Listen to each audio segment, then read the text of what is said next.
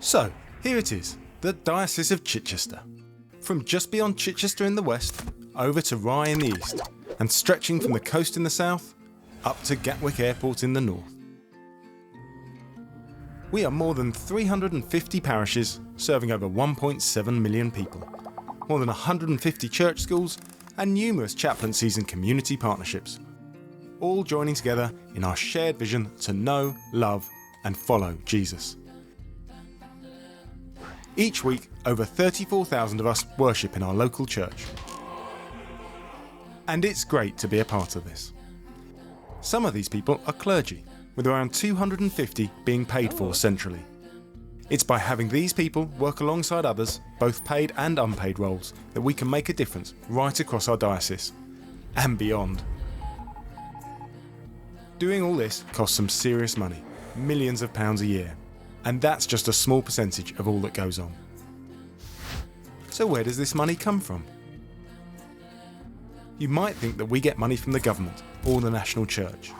We don't get any money from the government, and we actually give money to the national church to help support parishes in poorer parts of the country. We get some income from land, buildings, and investments. But most of the money has to come from us, the parishes. Over 80p in every pound we spend together as a diocese comes from money generously given in church. It means that today's people are paying for today's church and laying strong foundations for tomorrow. This contribution is what we call our parish share. And it's through parish share that we are able to fund the work we do together, enabling growth in mission and ministry across our diocese. Let's have a look at the basic principles of parish share. Every parish has direct costs for its vicar. Let's call that ministry costs. And every parish is asked to make a contribution to the other costs of running our diocese. Let's call that shared costs. Together, these make up parish ministry costs, which might better be called average ministry costs. They represent the average cost of having a particular type of vicar and the other support which comes with that. Let's look first at the cost of your vicar, or ministry costs. We add up their stipend and housing, as well as national insurance and pension contributions. These vary according to whether your vicar is full-time, part-time, or house for duty. Now, let's look at shared costs. Most of these pay for the extra bits which allow your vicar to do their job. This includes costs of their ongoing training and development, as well as supporting the welfare of your vicar and their family.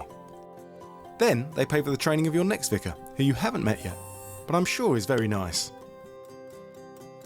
They also pay for the parish support teams based at Church House Hove, which support you through finance, buildings, youth work and safeguarding expertise, to name just a few.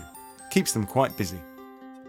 These finances are regularly reviewed to ensure central costs are kept as low as possible. Think of all this as what each parish gets back from parish share. The shared costs also include what we give to enable mission and ministry elsewhere.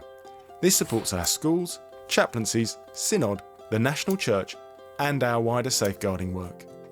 Shared costs are apportioned according to the type of vicar you have, a full share for a full-time vicar and a smaller share for other clergy. Our shared costs and ministry costs together make up our average parish ministry cost total, or PMC. These give a guide to the average cost of having a vicar, support for them, and support for the mission and ministry elsewhere. Every autumn, each parish decides how much it is going to pledge to pay as their share of these costs. This is their parish share, decided by the parish. Some parishes, particularly those in deprived areas, can only pledge less than their average ministry costs. So to ensure that there is money to pay for ministry in those areas, other parishes pledge more than the average.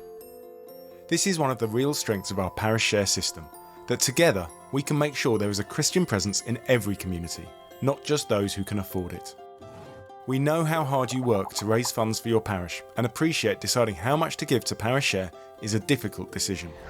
At the moment in our diocese, 11% of parishes pay above the average and 73% pay below. This leaves a hole in the budget every year that we cannot keep filling by spending reserves. We do not want to start cutting the number of clergy we have, but unless this changes, we will have no choice. So we are asking every church to take a fresh look at their giving. If you are a church that doesn't meet your costs, please think very hard about closing the gap. If you're a church that does pay the average, please look very seriously at paying more. The Bible talks a lot about our finances, and God invites us into joyful, generous, and sacrificial giving. That's a challenge. Does this describe your giving? We are working to help every congregation take a fresh look at their giving, so that together we all do our very best to afford to have clergy in our parishes. This is Parish Share. Every church is asked to give, and every church receives. This way we can do more together than we could ever do alone.